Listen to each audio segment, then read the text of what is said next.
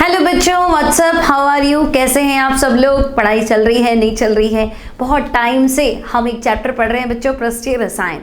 I think 5 classes आपके पास आ चुकी है। चैप्टर थोड़ा लेंदी है बच्चों, इसलिए थोड़ा वीडियोस आपको ज़्यादा मिलेंगे, लेकिन अच्छा है, ईजी चैप्टर है, बहुत सिंपल चैप्टर है। तो बच्चों लास्ट टर्न पे हमने पृष्ठीय रसायन में अधिशोषण जो है वो कंप्लीट कर लिया था। अब आज हम क्या पढ़ेंगे? तो आज हम नए टॉपिक की तरफ चलते हैं और वो टॉपिक है बच्चों उत्प्रेरक, और उत्प्रेरक की उपस्थिति में होने वाली रासायनिक अभिक्रिया उत्प्रेरण। तो हम कैटलिस्ट उत्प्रेरक एंड कैटेलाइसिस उत्प्रेरण को डिस्कस करेंगे। ठीक है बच्चों, तो आज का हमारा पहला टॉपिक जो है वो हम ले लेते हैं कैटलिस्ट यानी कि उत्प्रेरक। अब बच्चों उत्प्रेरक का जो कॉन्सेप्ट है ना भाई, उत्प्रेरक क्या होता है? तो सबसे पहले बर्जीलियस ने उत्प्रेरक का कॉन्सेप्ट दिया। बर्जीलियस क्या कहता है कि भाई आप ऐसा करो कि पोटेशियम क्लोरेट ले लो। तो बच्चों पोटेशियम क्लोरेट होता है KClO3, है ना। इसको अगर हम गर्म करें, ठीक है, तो आपका जो रेंज रहेगा टेम्परेचर का वो रहता है 653 केल्विन से 853 केल्विन के आसपास, ठीक है, यहाँ 800 केल्विन के आसपास। अब इस रेंज में बच्चों अगर तुम गर्म करोगे तो KClO3 स्प्लिट होके बनाएगा KCl और ऑक्सीजन, ठीक है। अब ये कहता है कि अगर इस अभिक्रिया में कोई बाहरी पदार्थ मिला दिए जाए तो ये रिएक्शन तेज हो जाती और आपको 600 से 800 केल्विन तक गर्म करने की जरूरत ही नहीं रहेगी अगर बच्चों आप इसमें कोई बाहर का पदार्थ मिला दो, ठीक है। 800 की जगह 873 है, तो एग्जैक्ट वैल्यू लिख लेते हैं हम 873 केल्विन, ठीक है। तो 600 डिग्री सेंटीग्रेड हो गया, है ना, 600 और 200, हाँ 600 डिग्री सेंटीग्रेड के आसपास, ठीक है। तो बच्चों अगर मैं KClO3 को इस टेम्परेचर पे गर्म करूं तब ये KCl बनाता है और ऑक्सीजन गैस मुक्त करता है। लेकिन अगर इसमें मैं एक बाहरी पदार्थ यानी कि MnO2, ठीक है, MnO2 को अगर मैं इस अभिक्रिया पे मिला दूं तो मैं क्या देखूंगी कि भाई ये रिएक्शन जो है ये 600 वाली रेंज में जाती नहीं है। 653 तो बहुत ज़्यादा है, 611 पे तो ये आपको कंप्लीट मिल जाएगी। पहले हम 653 से गर्म करना शुरू किया, 873 तक जाके कंप्लीट होती थी। अब अगर बच्चों MnO2 मिला दिया जाए तो हम देखते हैं सडन चेंज, अचानक इतना ज़्यादा चेंज आता है कि रिएक्शन 611 पे ही हो जाती। तो जो 653 पे स्पीड पकड़ रही थी वो 611 पे कंप्लीट हो रही। मतलब बर्जीलियस कहता है कि भाई एक ऐसा बाहरी पदार्थ जो अभिक्रिया में भाग तो नहीं लेता, लेकिन अभिक्रिया में उसकी गति में क्या कर देता है, परिवर्तन कर देता है। अब हम लिखेंगे गति परिवर्तन, हम ऐसे लिखेंगे अभिक्रिया बढ़ाता है, वेग बढ़ाता है, घटाता है, क्योंकि उसके हिसाब से 2 तरह के कैटलिस्ट हो गए भाई। स्पीड अप भी कर सकते हैं, स्पीड डाउन भी कर सकते हैं, वेग बढ़ाने वाले पदार्थ भी होते, वेग घटाने वाले भी होते। तो उसके हिसाब से हम बताएंगे भाई धनात्मक उत्प्रेरक पॉजिटिव कैटलिस्ट, और अगर स्पीड डाउन कर दी तो ऋणात्मक उत्प्रेरक नेगेटिव कैटलिस्ट, ठीक है। तो फिलहाल सिर्फ हमें ये बताना है कि भाई बर्जीलियस ने क्या देखा कि पोटेशियम क्लोराइड को इस रेंज पे, ताप की इस सीमा पे गर्म करते थे तो ये पोटेशियम क्लोराइड और ऑक्सीजन बनाता था, ठीक है। लेकिन अगर इसमें एक बाहरी पदार्थ लाइक MnO2 मिला दे तो ये अभिक्रिया बच्चों 611 पे ही समाप्त होने लगती है। मतलब ये क्या कर रहा है, अभिक्रिया के वेग को परिवर्तित कर रहा है, ठीक है। तो बच्चों NCERT क्या कहता है? तो उत्प्रेरण पोटेशियम क्लोराइड को तीव्र गर्म करने पर यह डाई ऑक्सीजन देते हुए धीरे धीरे विघटित हो जाता है तथा 653 से 873 केल्विन ताप परास पर यह अभिक्रिया होती है। टेम्परेचर केल्विन में है, ठीक है। तो भाई पोटेशियम क्लोराइड से मिला पोटेशियम क्लोराइड और ऑक्सीजन। अब बच्चों जब उपरोक्त अभिक्रिया में थोड़ा सा मैंगनीज डाइऑक्साइड यानी MnO2 मिला दिया जाए तो यह विघटन उल्लेखनीय निम्न ताप परास, मतलब टेम्परेचर की रेंज आपकी डाउन हो जाती है और 473 से 633 केल्विन, मतलब उससे कंपैरेटिवली कम रहेगा, ठीक है। अलग अलग बुक के हिसाब से थोड़ा बहुत टेम्परेचर 19-20 हो सकता है, ठीक है। तो भाई हम देखते हैं जो 800 पे खत्म हो रही थी वो तो 600 पे खत्म हो रही, ठीक है। वह अभिक्रिया की दर भी पर्याप्त रूप से बढ़ जाती है, यानी मिलाए गए मैंगनीज डाइऑक्साइड का द्रव्यमान वह संगठन अपरिवर्तित रहता है। मतलब आपने MnO2 मिलाया, स्पीड आपकी बढ़ गई, लेकिन MnO2 अभिक्रिया के बाद एज इट इज जैसे आपने मिलाया उसका वेट चेंज नहीं हुआ, है ना, द्रव्यमान नहीं बदला, संघटन नहीं बदला, ऐसे नहीं हुआ कि Mn अलग हो गया ऑक्सीजन अलग हो गया, नहीं, MnO2 मिलाया तो बच्चों MnO2 ही है। तो मिलाए गए मैंगनीज डाइऑक्साइड का द्रव्यमान व संघटन अपरिवर्तित रहता है। इसी प्रकार से बाहरी पदार्थों की उपस्थिति मात्र से कई रासायनिक अभिक्रिया की दर बदली जा सकती है। ठीक है, अब इन सबको स्टडी किया था बच्चों 1835 में बर्जीलियस नामक वैज्ञानिक ने। आपको इतना थियरी नहीं लिखना है, आपको सबसे पहले क्या लिखना है, अगर आप नोट्स बना रहे हैं साथ साथ में, तो बच्चों बर्जीलियस ने उत्प्रेरण का सुझाव दिया। सबसे पहले बर्जीलियस का कॉन्सेप्ट था ना, तो बर्जीलियस ने उत्प्रेरक शब्द का सुझाव दिया, या उत्प्रेरक का कॉन्सेप्ट जो है वो बर्जीलियस ने दिया। ठीक है, फिर आप सीधी परिभाषा लिख दो, है ना, या आप उदाहरण भी लिख सकते हो कि भाई बर्जीलियस के अनुसार आपकी ये रिएक्शन थी, कौन सी थी, तो हम कहेंगे पोटेशियम क्लोराइड। पहले कितने पे हो रही थी, तो हम कहेंगे पहले हो रही थी 653 से 873 केल्विन पे खत्म हो रही थी, लेकिन क्या मिला है, MnO2, तो MnO2 उत्प्रेरक है, तो ये अभिक्रिया हमारी खत्म हो गई 400 से 633 केल्विन के आसपास। ठीक है, तो बर्जीलियस क्या कहता है बच्चों, तो हम कहेंगे भाई वे पदार्थ जो रासायनिक अभिक्रिया में भाग तो नहीं लेते, है ना, या आप कह दो कि रासायनिक अभिक्रिया के पश्चात रासायनिक और मात्रात्मक रूप से अपरिवर्तित रहते हैं, मतलब ना तो कोई केमिकल चेंज आएगा, भाई MnO2 था तो MnO2 ही रहेगा, और भार भी नहीं चेंज हुआ, जितना हमने डाला था उतना वेट उसका रहेगा। ठीक है, लेकिन अभिक्रिया की दर में वृद्धि कर देते, तो हम लिखेंगे अभिक्रिया की दर को बदल देते, है ना, क्योंकि हम दो डिफरेंस पढ़ेंगे, पॉजिटिव कैटलिस्ट और नेगेटिव कैटलिस्ट। ठीक है, तो जनरली हम बस जनरली ऐसा होता है उत्प्रेरक मतलब जो वेग बढ़ा देता है। ठीक है, तो वे पदार्थ जो रासायनिक अभिक्रिया में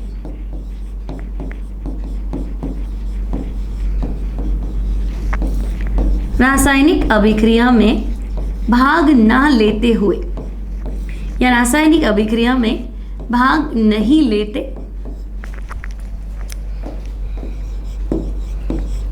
रासायनिक अभिक्रिया में भाग नहीं लेते हैं, परंतु अभिक्रिया वेग को बदल देते हैं। ठीक है, अभिक्रिया वेग को बदल देते हैं।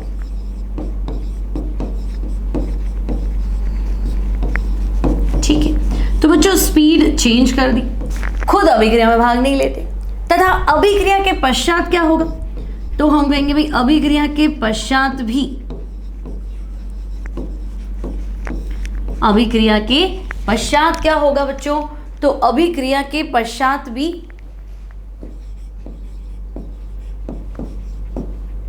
अभिक्रिया के पश्चात द्रव्यमान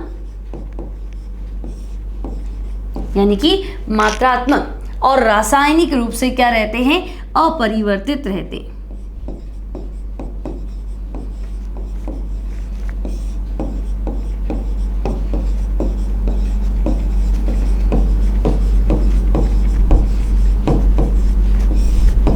ठीक है बच्चों, ना तो वेट में चेंज होते हैं, ना इनका अमाउंट चेंज होता है, मात्रा नहीं बदलती है, द्रव्यमान नहीं बदलता है, ना ही कोई केमिकल चेंज होता है, रासायनिक परिवर्तन होता है। ठीक है, उसे क्या कहते हैं बच्चों, तो ऐसे पदार्थ जो है उत्प्रेरक कहलाते हैं। तो आपको सिर्फ डेफिनेशन नोट करना है, कॉन्सेप्ट बताना है, भाई बर्जीलियस का कॉन्सेप्ट था, और सबसे पहले भी उत्प्रेरक का कॉन्सेप्ट कौन सी अभिक्रिया से आया, तो जानकारी आपको पूरी होनी चाहिए। तो ये रिएक्शन भी आप अपने नोट्स में डालेंगे तो बेटर रहेगा। ठीक है, बाकी ये सब आपको थियरी नहीं लिखना है, ये हम आपको पढ़ाते भी, हाँ देखो एनसीईआरटी में ये बातें हैं, तो आपका पूरा एनसीईआरटी कवर होते हुए चल रहा है, कोई चीज़ जो आपकी छूट नहीं रही है। ठीक है, और वैसे भी बच्चों एनसीईआरटी में छोटी छोटी जो है ना एक एक लाइन जो बिल्कुल कोने खांचे में वहाँ से क्वेश्चन बन जाता है, तो पूरी एनसीईआरटी एक बार आपको अपने दिमाग में बिठानी है कि हाँ कहीं कुछ नहीं छूटना चाहिए। कोई भी कॉम्पिटिशन की तैयारी करो, एनसीईआरटी प्रॉपर आपकी तैयार होनी चाहिए। ठीक है, तो चलो उत्प्रेरक का कॉन्सेप्ट तो क्लियर हो गया। अब बच्चों मैंने लिखा है भाई वेग बदल देते हैं, मतलब बढ़ा भी सकते और घटा भी सकते। ठीक है, तो बच्चों वेग परिवर्तन के आधार पर अगर हम बात करें तो हम कहेंगे भी वेग परिवर्तन के आधार पर तो उत्प्रेरक हो गया दो प्रकार का, धनात्मक और ऋणात्मक। ठीक है, अब एक और कॉन्सेप्ट आपको एनसीईआरटी ने दिया है, पहले वो पढ़ लेते हैं। तो आपको दिया है, देखो, वर्धक और विषकारक। तो बच्चों वर्धक मतलब जो वेग बढ़ाएगा, वर्धक यानी बढ़ाना, इंक्रीज करना। तो हम कहेंगे वर्धक यानी वह पदार्थ जो उत्प्रेरक की सक्रियता को बढ़ाता है। ठीक है, उत्प्रेरक की सक्रियता, वेग तो उत्प्रेरक बढ़ाएगा, लेकिन उत्प्रेरक ज्यादा से ज्यादा काम करे उसके लिए पदार्थ क्या है, तो वर्धक। और उत्प्रेरक विष जो उत्प्रेरक की सक्रियता को घटाएगा। तो भाई उत्प्रेरक काम करना कम कर देगा तो वेग अपने आप कम हो जाएगा। तो उत्प्रेरक की सक्रियता को घटाने वाला पदार्थ उत्प्रेरक विष, और उत्प्रेरक की सक्रियता को बढ़ाने वाला पदार्थ तो हम कहेंगे वर्धक। तो बच्चों अमोनिया निर्माण की एक विधि है हेबर विधि। मतलब जब हम नाइट्रोजन की क्रिया किससे कराते हैं, तो बच्चों नाइट्रोजन की क्रिया करानी है हाइड्रोजन से, और बनेगा क्या, तो बनेगा अमोनिया गैस। ठीक है, तो ये विधि जो है इसे कहते हैं हेबर प्रोसेस या हाबर विधि। ठीक है, अब बच्चों हेबर प्रोसेस में आयरन और मॉलिब्डेनम दोनों लेते हैं। अब काम क्या है, आपको लगा आयरन भी कैटलिस्ट है, मॉलिब्डेनम भी कैटलिस्ट है, लेकिन ऐसा नहीं है। देखो क्या कह रहा है, हेबर प्रक्रम द्वारा अमोनिया प्रोडक्शन में, अमोनिया उत्पादन में मॉलिब्डेनम लोहे के लिए वर्धक का कार्य करता है। मतलब आपका उत्प्रेरक जो है बच्चों वो तो आयरन ही है, लेकिन मॉलिब्डेनम क्या है, वो आयरन की सक्रियता को बढ़ाता है। ठीक है, कैसे बढ़ाता है मैं बताऊंगी अभी थोड़ी देर में, है ना। तो बच्चों आयरन तो हम कहेंगे हेबर प्रोसेस में आयरन तो उत्प्रेरक है, कैटलिस्ट है, और मॉलिब्डेनम क्या करता है, तो बच्चों मॉलिब्डेनम आयरन की क्रियाशीलता बढ़ाता है, यानी ये उत्प्रेरक वर्धक है। ठीक है भाई, तो उत्प्रेरक हो गया और उत्प्रेरक वर्धक हो गया। क्लियर।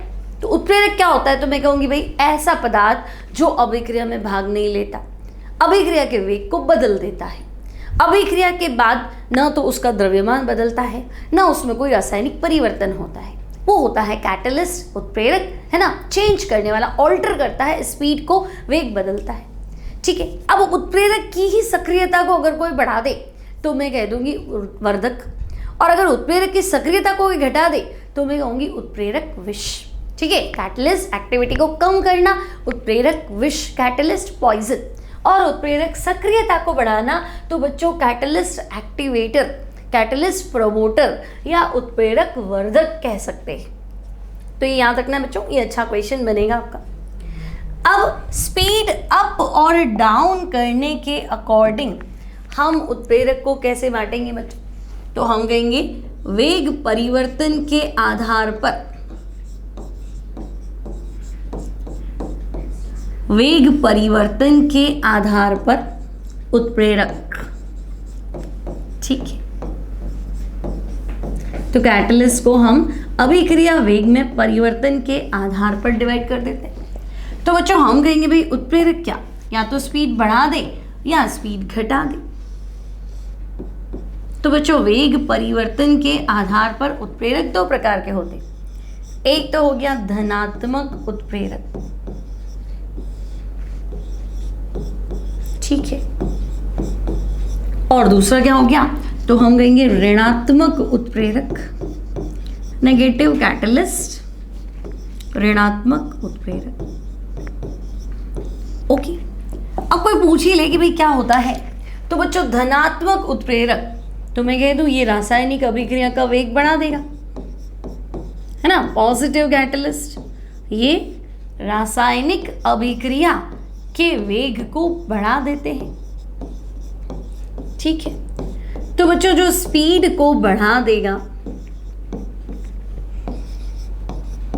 उसे हम कहेंगे पॉजिटिव कैटलिस्ट, और जो स्पीड को कम कर देगा, ठीक है, उसे हम कहेंगे नेगेटिव कैटलिस्ट।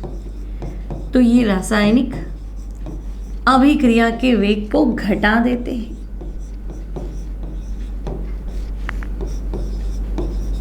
ठीक है,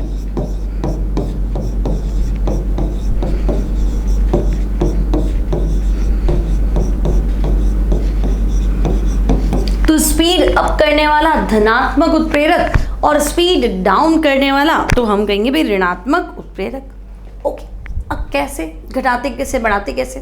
तो पहले हम देख लेते हैं अभिक्रिया होती कैसे। तो बच्चों एक रासायनिक अभिक्रिया, ठीक है, ग्राफ आपका वैसे आएगा, चैप्टर पढ़ाऊंगी रासायनिक बल गतिकी काइनेटिक्स, उसमें आएगा, लेकिन एक हल्का सा आइडिया रखते हैं बच्चों रिएक्शन के लिए। तो देखो आपको क्या करना है, ग्राफ खींचना है अभिक्रिया की ऊर्जा, ठीक है, रिएक्शन एनर्जी, और अभिक्रिया की प्रगति, ठीक है, मतलब स्पीड, आगे रिएक्शन जारी है नहीं जा रही है, reaction coordinate, progress of reaction, अभिक्रिया की प्रगति। अब होता क्या है, जब भी एक रासायनिक अभिक्रिया होती है तो हम कहेंगे भी कोई रिएक्शन में क्या होता है, क्रियाकारक उत्पाद में बदलता है, ठीक है। कभी भी कोई केमिकल रिएक्शन होगी तो हम कहेंगे क्रियाकारक उत्पाद में बदलेगा, लेकिन बच्चों सीधे नहीं बदलता है। अगर आप एक क्लास से अगली क्लास में आते तो डायरेक्ट थोड़ा ना आएंगे, आप एक एग्जाम देंगे, है ना, अगर उस एग्जाम को क्रॉस कर लिया, अगर उस एग्जाम को पास कर लिया तो आप नेक्स्ट क्लास में आ जाएंगे, और अगर उस एग्जाम में फेल हो गए तो वापस वहीं रह जाएंगे। तो सिमिलरली बच्चों क्रियाकारक जो है वो सीधे उत्पाद में नहीं बदलता है ना। एक रासायनिक अभिक्रिया में क्रियाकारक को प्रॉपर एनर्जी चाहिए, ठीक है भाई, इसको इतनी एनर्जी तो चाहिए, एक बार तो देनी पड़ेगी ताकि यहां पहुंच जाए, ठीक है, फिर ये जाके क्या होता है उत्पाद में बदल जाएगा। तो क्रियाकारक को दी गई वह एनर्जी जिससे ये क्या होता है उत्पाद में बदले, तो बच्चों वो होती है E, यानी कि सक्रियकरण ऊर्जा, एक्टिवेशन एनर्जी, सक्रियकरण ऊर्जा, एनर्जी ऑफ एक्टिवेशन। भाई इतनी तो चाहिए तब बदल जाएगा, अदरवाइज नहीं बदलेगा। तो मान लो कि भाई आप मान लो 12th में पढ़ रहे हैं, ठीक है, अब आपको नेक्स्ट लेवल में जाना है, मान लो कॉलेज में जाना है, 13 में जाना है, ठीक है, तो हम कहेंगे भाई एग्जाम तो देना पड़ेगा, ओके। अब एग्जाम का क्राइटेरिया क्या है बच्चों, तो हम कहेंगे 33% आ गए तो पास, और नहीं आए तो फेल। अब बच्चों मान लो ऐसा कुछ कर दें कि नहीं, अगर आपको भाई 12 से 13 में जाना है तो 80% लाने पड़ेंगे तभी जाओगे, अदरवाइज नहीं जाओगे। तो क्या होगा, तो बच्चों 30% तक तो बहुत जने पहुंच जाते थे, है ना, लेकिन 80 तक पहुंचना हर एक के बस का नहीं होता। तो भाई 80 नहीं पहुंचा, 79 भी है तो 11th में, मतलब 12th में आगे बढ़ा ही नहीं। तो भाई ये आपका लेवल अप हो गया, तो हम कहेंगे यहाँ तक जो पहुंचे थे ना, जो पहले क्रॉस कर जाते थे, अब वो यहीं रह जाएंगे। अब बहुत कम होंगे जो यहाँ पहुंचेंगे, और बहुत कम होंगे जो यहाँ, और बहुत ही कम जो यहाँ।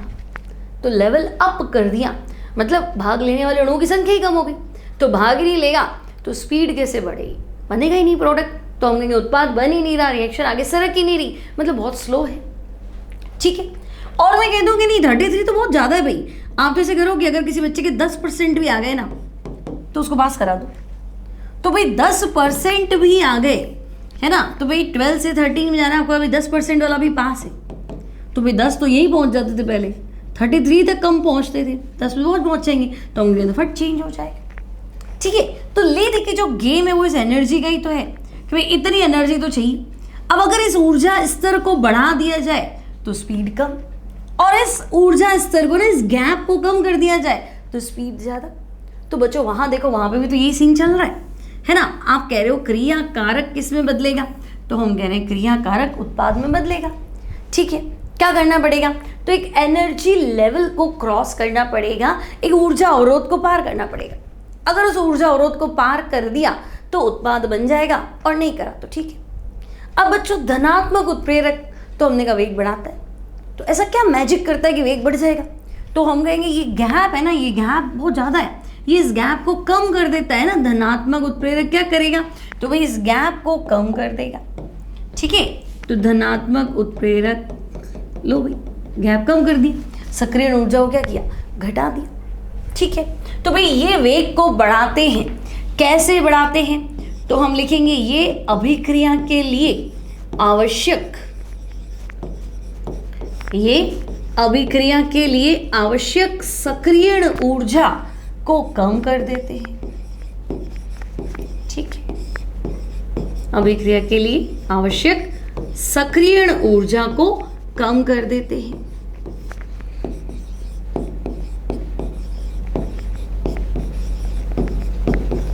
ठीक है। तो भाई अगर एनर्जी कम लगेगी, भी मैं कह रही हूँ 10% वाला बच्चा भी पास है तो सब पास ही है मोस्टली, है ना। तो ज़्यादा से ज़्यादा अणु क्या हो जाएंगे, उत्पाद में बदल जाएंगे। तो प्रोडक्ट ज़्यादा आ रहा है तो मेरा स्पीड तेज है, ज़्यादा से ज़्यादा प्रोडक्ट बन रहा है, ठीक है। और ये क्या करेगा, तो भाई ये स्पीड कम कर देता है। तो ये स्पीड कम कैसे करेगा, तो बच्चों ये इस गैप को, जो आपको यहाँ तक जाना पड़ता था ना, ये इस गैप को यहीं से उठा लेगा यहाँ, ये।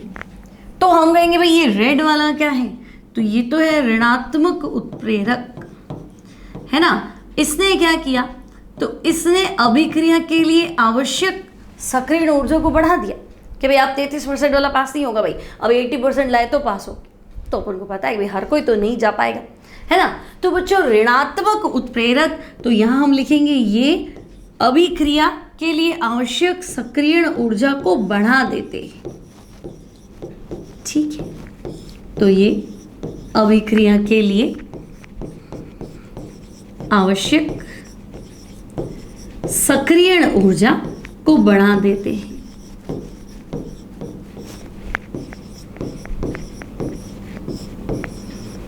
ठीक है। तो बच्चों जो एनर्जी ऑफ एक्टिवेशन को बढ़ाएगा उसे हम कहेंगे ऋणात्मक उत्प्रेरक, और जो एनर्जी ऑफ एक्टिवेशन को कम करेगा, सक्रियण ऊर्जा को कम करेगा, उसे हम कह देंगे धनात्मक उत्प्रेरक। तो भाई ये ब्लू वाला तो आपको बनाना है धनात्मक उत्प्रेरक, है ना। और रेड वाला क्या है, तो हम कहेंगे सक्रियण ऊर्जा बढ़ी हुई दिख रही है, तो भाई वो है ऋणात्मक उत्प्रेरक। तो बच्चों आई थिंक यहां तक समझ में आ गया होगा कि उत्प्रेरक आवेग परिवर्तन के आधार पर उत्प्रेरक दो प्रकार के होते हैं, धनात्मक और ऋणात्मक, स्पीड अप करने वाले, स्पीड डाउन करने वाले। कैसे करते हैं, ठीक है। अब हम लेते हैं बच्चों एग्जाम्पल्स, धनात्मक व ऋणात्मक उत्प्रेरक के उदाहरण, ठीक है। तो पहले पॉजिटिव ले लेते हैं। तो भाई धनात्मक उत्प्रेरक के उदाहरण, तो बच्चों धनात्मक उत्प्रेरक, तो मैं कह दूं भाई जो स्पीड को बढ़ा रहा है वही तो है धनात्मक उत्प्रेरक, है ना। और जो स्पीड को घटा रहा है वो क्या है, तो वो ऋणात्मक उत्प्रेरक। तो अभी हमने पढ़ा ही था, एक हेबर विधि पढ़ी थी, है ना। हमने क्या देखा था कि भाई हेबर विधि में नाइट्रोजन हाइड्रोजन से क्रिया करती है, ठीक है, और क्या बनाती है, तो अमोनिया गैस बनाती। तो यहाँ उत्प्रेरक, मॉलिब्डेनम तो उत्प्रेरक वर्धक था, मुझे सिर्फ उत्प्रेरक बताना है। तो भाई यहाँ लोह चूर्ण क्या है, तो हेबर विधि में लोह चूर्ण जो है वो उत्प्रेरक है, ठीक है। तो हेबर प्रोसेस का कैटलिस्ट हो गया आयरन पाउडर लोह चूर्ण। क्यों, तो मैं कह दूंगी कि भाई ये क्या करता है, स्पीड अप करता है, ठीक। अब बच्चों ये तो हो गया एक एग्जाम्पल। अब और कोई उदाहरण दो जहां आपको लगे कि भाई स्पीड क्या हो रही है, तो बच्चों स्पीड बढ़ रही है। तो देखो अगर मैं आपको कहूं कि भाई मुझे क्या करना है, वाटर को स्प्लिट करना है, जल अपघटन करना है, तो भाई जल अपघटन मतलब जल को तोड़ना है। तो बच्चों अगर जल को तोड़ोगे तो क्या बनेगा, तो हम कहेंगे जल को तोड़ेंगे तो वाटर बनेगा और ऑक्सीजन बनेगा। तो अब इलेक्ट्रोलाइसिस कर लो, विद्युत अपघटन कर दो, है ना। तो जल में हाइड्रोजन अलग, ऑक्सीजन अलग। तो चलो विद्युत अपघटन फिर लगेगा क्यों, चलो छोड़ो, विद्युत अपघटन नहीं लेते, कुछ और ले लेते। मान लो हाइड्रोजन परऑक्साइड ले लेते हैं, चलो H2O2, इसको ब्रेक करो। तो बच्चों हाइड्रोजन परऑक्साइड ब्रेक करूं तो क्या होगा, तो मैं कहूँगी वाटर और ऑक्सीजन। और वैसे भी अगर हाइड्रोजन परऑक्साइड आपने रूम टेम्परेचर पे रख दिया तो वैसे भी टूट जाएगी, ऐसा कोई कैटलिस्ट की जरूरत नहीं है ना। ये वाटर अलग, ऑक्सीजन अलग, लेकिन फिर भी भाई ये जो टाइम ले रही है मुझे उससे जल्दी चाहिए, है ना। भाई अभिक्रिया तो हो ही रही थी ना, KClO3 टूट के KCl और ऑक्सीजन बना ही रहा था, तो अभिक्रिया तो हो ही रही थी। भाई 600 से 800 वाली रेंज में हमारा टाइम चल ही रहा था, लेकिन हमने कहा नहीं कुछ और स्पीड करनी, तेज करनी। तो ये स्प्लिट तो हो जाता है, रूम टेम्परेचर पे ज़्यादा स्टेबल नहीं है, ये अपघटित हो जाता है। लेकिन मुझे इसको क्या करना है और जल्दी क्या करना है बच्चों, है ना, स्प्लिट करना है, अपघटित करना है। तो अगर तुमने ले लिया कॉलोइडी प्लैटिनम, तो बच्चों कॉलोइडी प्लैटिनम की उपस्थिति में आप क्या देखोगे, हाइड्रोजन परऑक्साइड का विघटन तेजी से होता है, ठीक है भाई। तो कॉलोइडी प्लैटिनम की उपस्थिति में, और कॉलोइडी प्लैटिनम मतलब है तो धातु ही, कॉलोइड इसलिए क्योंकि सक्रियकरण कर दिया, कॉलोइडी अवस्था में आगे बिल्कुल छोटे छोटे कण कर दी, है ना। तो इसकी सक्रियण ऊर्जा सक्रियता, एक्टिवेशन जो है वो बढ़ गया, अधिशोषण क्षमता बढ़ गई, ठीक है। तो भाई कॉलोइडी प्लैटिनम की उपस्थिति में H2O2 नाम है बच्चों इसका हाइड्रोजन पेरोक्साइड का अपघटन तेजी से होता है। ठीक है, तो बच्चों अपघटन तेजी से होता है मतलब अभिक्रिया तेजी से संपन्न हो रही, और अगर अभिक्रिया तेजी से संपन्न हो रही है कोलॉइडी प्लैटिनम की उपस्थिति में, तो ये कहने में कोई दो राय नहीं है कि भाई ये क्या है, तो हम कहेंगे ये धनात्मक उत्प्रेरक है। ठीक है, ये हो गया। अब आपसे कहा जाए कि नहीं भाई धनात्मक तो हो गया, अब आप ऋणात्मक उत्प्रेरक के उदाहरण बताओ, तो हम लिखते हैं ऋणात्मक उत्प्रेरक के उदाहरण। ठीक है, नाम से क्या लगेगा बच्चों, तो हम कहेंगे नाम से लगेगा ऋणात्मक उत्प्रेरक के उदाहरण मतलब स्पीड कम करता है, सक्रिय ऊर्जा बढ़ा देगा, स्पीड डाउन हो जाएगा, तो ऋणात्मक उत्प्रेरक हो जाएगा। ठीक है, कौन होगा, तो भाई देखो अगर हाइड्रोजन पेरोक्साइड को, मैंने अभी भी कहा था कि भाई अगर हाइड्रोजन पेरोक्साइड को रख ही दूं मैं रूम टेम्परेचर पे, तो ये स्थायी नहीं है, ये अपघटित हो जाएगा बच्चों, वाटर अलग और ऑक्सीजन अलग। तो रूम टेम्परेचर पे हाइड्रोजन पेरोक्साइड डीकम्पोज हो जाता है, विघटित हो जाता है, और जल अलग और ऑक्सीजन अलग। ठीक है, लेकिन अब मैं चाह रही हूँ कि नहीं ये तो खराब हो जाएगा, भाई लाए तो हम बॉटल में हाइड्रोजन पेरोक्साइड थे, लैब में तो हमने हाइड्रोजन पेरोक्साइड रखा था, लेकिन हमने क्या देखा, जैसे ही बॉटल खोली तो ऑक्सीजन गैस बन के उड़ गई, गैस ही है वो तो, और पानी पड़ा, तो पैसे तो इसके दिए थे और बॉटल में पानी रह गया, तो नुकसान हो गया ना। तो क्या करें, तो बच्चों अगर तुम इसमें मिला के रखोगे ग्लिसरॉल, तो तुम क्या देखोगे, अगर तुमने ग्लिसरॉल मिला के रखा तो ये स्पीड धीमी हो जाएगी। तो ग्लिसरॉल की उपस्थिति में हाइड्रोजन पेरोक्साइड का विघटन क्या हो जाता है, धीमा हो जाता है। तो भाई विघटन धीमा हो जाता है मतलब स्पीड डाउन हो जाती। ठीक है, तो ग्लिसरॉल की उपस्थिति में H2O2 का विघटन धीमा हो जाता है, स्पीड जो है वो स्लो हो जाती है। ठीक है, तो बच्चों अगर स्पीड स्लो हो गई, विघटन धीमा हो गया, तो फिर नेगेटिव कैटलिस्ट तो बोलना ही पड़ेगा। ठीक है, तो मैं कह दूंगी भाई यहाँ आयरन क्या था, पॉजिटिव कैटलिस्ट, वहां ग्लिसरॉल क्या है, तो हम कह देंगे वहां पे ग्लिसरॉल क्या है, नेगेटिव कैटलिस्ट। सिमिलरली अगर बच्चों सोडियम सल्फाइड को हवा में रख दी, उदाहरण दो सोडियम सल्फाइड SO3, तो बच्चों वायु में ये ऑक्सीजन लेके और सोडियम सल्फेट में ऑक्सीडाइज्ड हो जाएगा। वायु की उपस्थिति में सोडियम सल्फाइड ऑक्सीकृत हो जाता है, सोडियम सल्फेट बनाता है। ठीक है, ऑक्सीडाइज्ड हो गया। अब तो मुझे तो रोकना है, मुझे नहीं चाहिए सोडियम सल्फेट, मुझे तो सोडियम सल्फाइड ही रखना है। अब क्या करें, तो बच्चों हम कहेंगे भाई एयर की प्रेजेंस तो कैसे रोकेंगे, बिल्कुल टाइट ढक्कन भी लगा दो, पैक करके भी रख दो, लेकिन कहीं ना कहीं से तो हो ही जाएगा। तो बच्चों अगर इसमें अल्कोहल मिला दिया जाए, तो अल्कोहल क्या करेगा, खुद ऑक्सीडाइज हो जाएगा, हवा आएगी ना तो अल्कोहल खुद ले लेगा ऑक्सीजन, लेकिन इसको बचा लेगा। तो इसको बचा लिया मतलब इस अभिक्रिया के लिए वो क्या है, तो भाई इस अभिक्रिया के लिए वो नेगेटिव कैटलिस्ट है, ऋणात्मक उत्प्रेरक है। तो कॉन्सेप्ट क्लियर है ना। उत्प्रेरक तो मैं कहूंगी जो वेग को चेंज करेगा, अगर बढ़ाता है तो धनात्मक, घटाता है तो ऋणात्मक। अब आपसे कहा कि भाई धनात्मक उत्प्रेरक का तुम ग्राफ का रिप्रेजेंटेशन दे दो, तो बच्चों हम कहेंगे कि भाई ग्राफ किसके बीच में था, तो ग्राफ था अभिक्रिया ऊर्जा, ठीक है, और रिएक्शन कोऑर्डिनेट या अभिक्रिया की प्रगति। ठीक है, प्रोग्रेस ऑफ रिएक्शन, मेरी रिएक्शन आगे बढ़ रही है या नहीं बढ़ रही। तो ग्राफ तो जनरली ये था। अब जब बात आई धनात्मक उत्प्रेरक की, ठीक है, तो धनात्मक उत्प्रेरक ने क्या किया, तो उसने इस ऊर्जा को घटा दिया। ये आपकी सक्रिय ऊर्जा थी पहले, ये है ना, तो पहले ये यहाँ से यहाँ तक थी, अब ये डाउन हो गई बच्चों, कम हो गई, तो ये सक्रिय ऊर्जा को घटा देता है यहाँ पे। तो हम कहेंगे वापस ग्राफ बना दो भाई, अभिक्रिया ऊर्जा, ठीक है, और प्रोग्रेस ऑफ रिएक्शन अभिक्रिया प्रगति। ठीक है बच्चों, तो हम कहेंगे ग्राफ तो ऐसे था। ऋणात्मक उत्प्रेरक क्या करेगा, तो भाई ये एनर्जी तो हम कह रहे हैं हमें पहले चाहिए थी, है ना, ये नेगेटिव कैटलिस्ट है, तो बच्चों ये इसको ऊपर ले जाएगा ऐसे। तो अब जो ऊर्जा चाहिए वो इतनी ज्यादा चाहिए, है ना, पहले एनर्जी कम चाहिए थी, अब एनर्जी क्या चाहिए, ज़्यादा चाहिए। तो ये धनात्मक उत्प्रेरक की उपस्थिति में डाउन हो गई, धनात्मक उत्प्रेरक की उपस्थिति में। तो हम कहेंगे ये तो डाउन कर दिया, और वो क्या हो गया, अप हो गई। तो ये हो गया ऋणात्मक उत्प्रेरक की उपस्थिति में।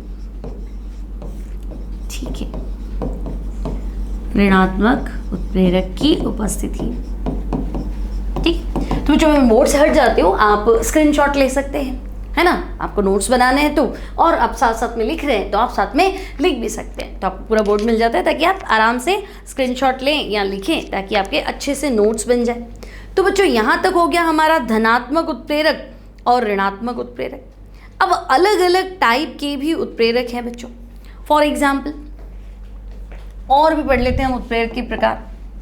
हालांकि एनसीईआरटी में इतना ही है आपके पास, लेकिन कई बार क्या होता है कि आप गाइड वगैरह करेंगे तो आपको और क्वेश्चन मिल जाएंगे। तो बच्चों ठीक है, हम नया हेडिंग ले लेते हैं, विभिन्न उत्प्रेरकों के प्रकार। तो हम कहेंगे भाई स्पीड बढ़ाने और घटाने के हिसाब से तो हमने पढ़ लिया था। इसके अलावा और क्या होता है, तो जो इसके अलावा भी एक दो चीज़ और मिलेगी आपको, नई चीज़ें। तो पहला जो है वो आपके पास है स्वतः उत्प्रेरक। अब ये क्या नई चीज है, स्वतः उत्प्रेरक। तो बच्चों स्वतः उत्प्रेरक मतलब सेल्फ, है ना, स्वयं कुछ काम कर रहा है, स्वयं उत्प्रेरक की भांति। ऐसा कैसे, तो देखो पहले उदाहरण से समझा दूं। मान लो बच्चों तुमने ले लिया एथिल एसीटेट। तो देखो एसीटेट, ये एसिटिक एसिड है क्या, CH3COOH, है ना, सिरका, एसिटिक एसिड। लेकिन मुझे एसिटिक एसिड नहीं चाहिए भाई, मुझे चाहिए एसीटेट, तो H हटा दो, ये एसीटेट। और एथिल एसीटेट, तो एथिल लगा दो भाई, C2H5। ठीक है, द्रव होता है, ओके। अब बच्चों एथिल एसीटेट का जल अपघटन करना है, ठीक है, तो जल भी लिक्विड है ना, तो हम कहीं कर दो, क्या दिक्कत है। अब एस्टर का लीविंग ग्रुप, मतलब एस्टर से जब भी कुछ ग्रुप हटाओगे ना तो ये हटेगा OR, तो ये OC2H5 और ये H, तो हम कहेंगे ठीक है एथिल अल्कोहल बन गया और बचा हुआ एसिटिक एसिड। लेकिन ऐसा ना एस्टर में पानी मिलाया जल अपघटन हो गया, नहीं। अम्ल उत्प्रेरित अभिक्रिया है, मतलब अगर तुम चाहते हो कि ये अभिक्रिया हो तो तुम्हें अम्ल मिलाना पड़ेगा, एसिड मिलाना पड़ेगा, और बहुत कम मात्रा में। ठीक है, तो एक बार तो चालू हुई। आंसर क्या हुआ, तो मैं कहूंगी भाई एसिटिक एसिड, ठीक है, और एथिल अल्कोहल, ओके। अब बच्चों अल्कोहल भी लिक्विड ही होता है और एसिटिक एसिड भी लिक्विड ही, ठीक है। तो हमने क्या देखा कि भाई एस्टर जल अपघटन अम्लीय माध्यम की उपस्थिति में होता है, ठीक है, यह अम्ल उत्प्रेरित जल अपघटन है। मतलब समझे कि भाई इस अभिक्रिया में अम्ल जो है वो उत्प्रेरक की भांति कार्य करता है, तो यह अम्ल उत्प्रेरित जल अपघटन है, ठीक है भाई। एसिड कैटेलाइज्ड हाइड्रोलिसिस अम्ल उत्प्रेरित जल अपघटन है, मान लिया। अब नई चीज क्या है, तो नई चीज है कि आपने कहा उत्प्रेरक अम्ल है, ठीक है। अभिक्रिया के दौरान जो उत्पाद बना है वो भी तो अम्ल है, नाम क्या है, एसिटिक एसिड, एसिटिक अम्ल। तो हम कहेंगे हाँ, तो स्पेशल बात क्या है, तो स्पेशल बात है, दिमाग लगाओ, उत्प्रेरक क्या चाहिए, अम्ल, उत्पाद क्या है, अम्ल।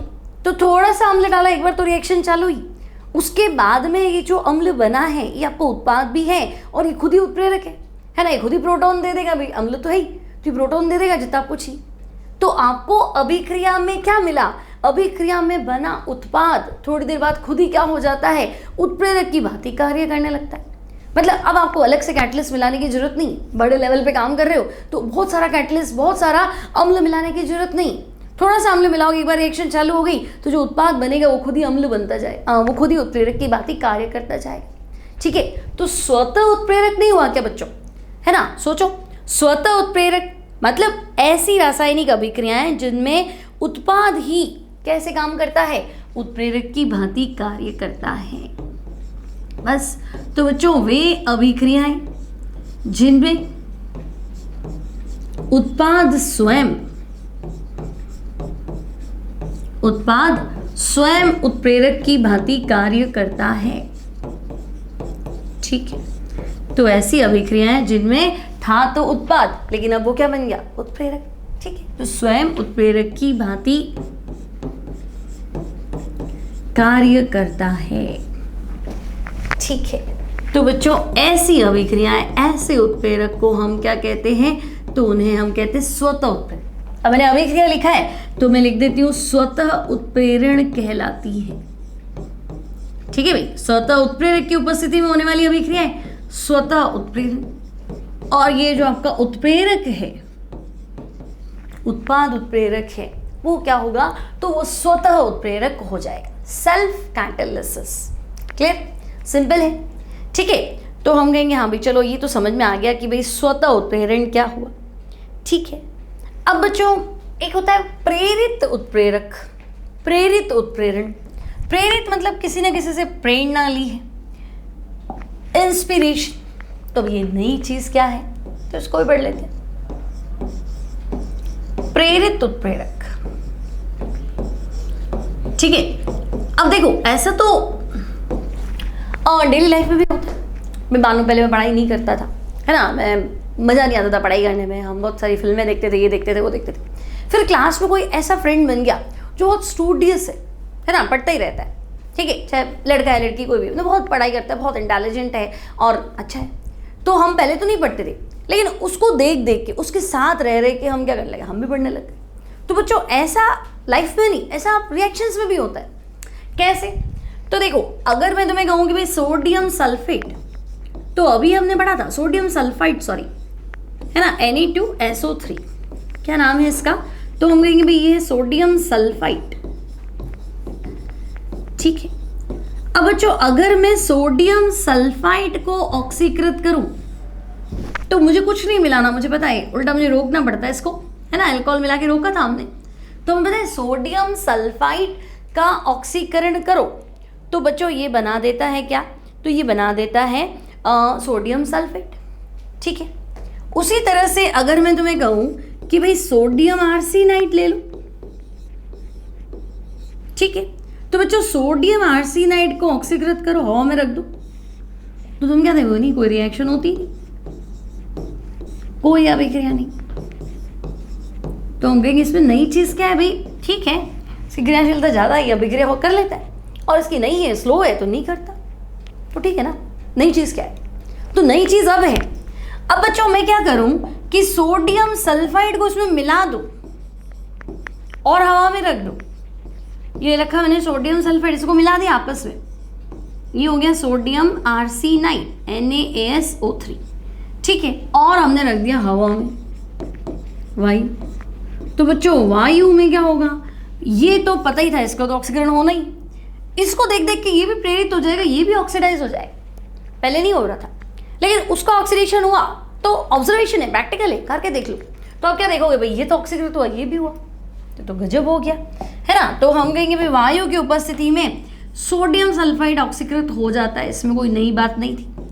सोडियम आर्सेनाइड नहीं होता है, ये हमें पता था, लेकिन अब ये भी क्या हो गया, ऑक्सीकृत हो गया।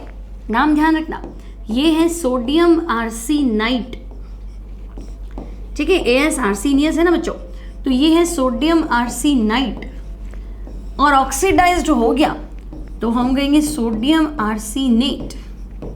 तो बताओ पहले तो नहीं पढ़ाई करता था, अब साथ में रह रहे कि पढ़ने लग गया, तो प्रेरणा तो मिली ना। तो पहले तो ऑक्सीडाइज नहीं हो रहा था, पर इसमें मिलाया तो ये तो ऑक्सीडाइज हो गया। तो बच्चों कहीं ना कहीं से क्या हुआ, इंड्यूस्ड हुआ, है ना, प्रेरित हुआ। तो हम कहेंगे भाई बात तो सही है, समझ में तो आ गई बात। तो भाई जब एक रासायनिक अभिक्रिया जो पहले नहीं हो रही थी, है ना, ये पहले नहीं हो रही थी, लेकिन इसकी प्रेजेंस में ये होने लगी, तो बच्चों जब एक रासायनिक अभिक्रिया दूसरी अभिक्रिया से प्रेरित होती है, या जब एक रासायनिक अभिक्रिया दूसरी अभिक्रिया को क्या करती है, प्रेरित करती है, तो उसे प्रेरित रासायनिक अभिक्रिया, और इसने इसको प्रेरणा दी, तो ये प्रेरित उत्प्रेरक।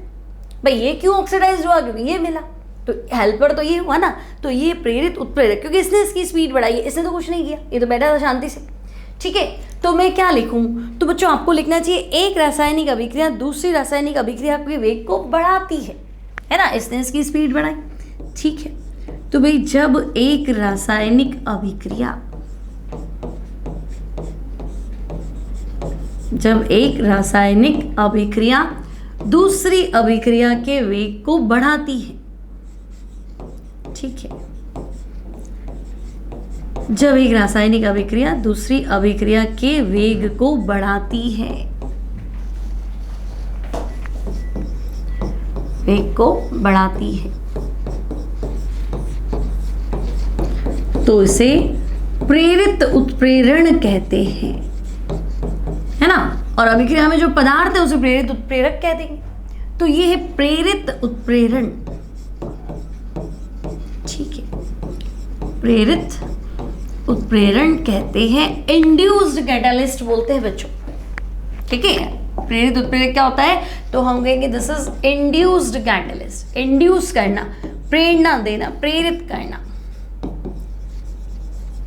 ठीक है। और उत्प्रेरक है तो इंड्यूस्ड कैटलिस्ट, और उत्प्रेरण है तो इंड्यूस्ड कैटलिसिस, ठीक है। तो बच्चों हम कहेंगे कि भाई यहाँ क्या हुआ, प्रेरित उत्प्रेरक की भांति कार्य हो।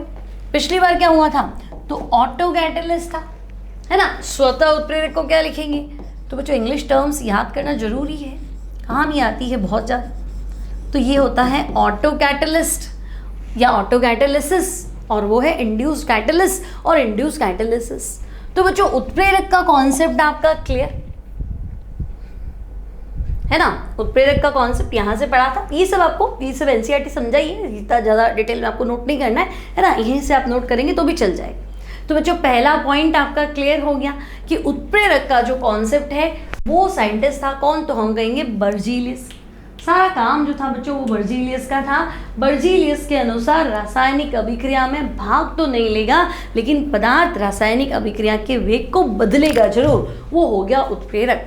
अब हमने देखा भाई स्पीड अप करेगा या स्पीड डाउन करेगा, तो हम कहेंगे कि भाई धनात्मक उत्प्रेरक और ऋणात्मक उत्प्रेरक, ये तो पढ़ ही लिया था, ठीक है। वर्धक और विषकारक को जरूर याद रखेंगे बच्चों, है ना। मैंने बताया था वर्धक काम कैसे करता है वो बताऊंगी मैं तुम्हें, लेकिन आज हम पहुंचे नहीं विषमांगी उत्प्रेरक, ठीक है। वो पूरा मैकेनिज्म समझाएगा उत्प्रेरक काम कैसे करता है, ठीक है। अब वो उसमें भी अगर ड्रॉबैक पड़ेगी ना विषमांगी उत्प्रेरण, तो ड्रॉबैक या जो कमी है ना, तो उसमें आएगा भाई ये वर्धक और विष को नहीं समझाता। लेकिन उस टाइम में तुम्हें बताऊंगी कि देखो एक्सप्लेन किया जा सकता है इस थियोरी के बिहाफ पे, तो पहले वो थियोरी पढ़ना जरूरी है, ठीक है। तो वर्धक मतलब ठीक है उत्प्रेरक की क्रियाशीलता बढ़ाएगा, और विष मतलब उत्प्रेरक की क्रियाशीलता को घटाएगा, ठीक है। तो हम कहेंगे ओके वर्धक ये हाबर प्रोसेस था, आयरन आपका उत्प्रेरक था और मोलिब्डेनम वर्धक था, ठीक है। यहाँ तक तो कोई दिक्कत नहीं है। फिर धनात्मक ऋणात्मक प्रेरित उत्प्रेरण क्या होता है, स्वतः उत्प्रेरण क्या होता है। अब बच्चों अगली क्लास में हम पढ़ेंगे, आज की क्लास तो मेरे हिसाब से कंप्लीट हो रही है, तो अगली क्लास में हम पढ़ेंगे समांगी उत्प्रेरण, विषमांगी उत्प्रेरण और उत्प्रेरण का, विषमांगी उत्प्रेरण का मैकेनिज्म, क्रियाविधि, सिद्धांत क्या है, किस आधार पर वो काम करती है। तो ये सारा आएगा हमारा नेक्स्ट क्लास में। तब तक के लिए पढ़ाई कीजिए, लेक्चर अच्छा लगे तो लाइक जरूर करेंगे। और बच्चों आपके जितने भी फ्रेंड्स हैं, आपकी सहेलियां हैं, है ना, कोई ऐसा बच्चा है जो स्कूल नहीं जा पा रहा, यहाँ मतलब स्टडी नहीं कर पा रहा, ट्यूशन की फीस अफोर्ड नहीं कर पा रहा, उसके साथ जरूर इसे शेयर करेंगे। तो मिलते हैं अगली क्लास में, तब तक के लिए गुड बाय।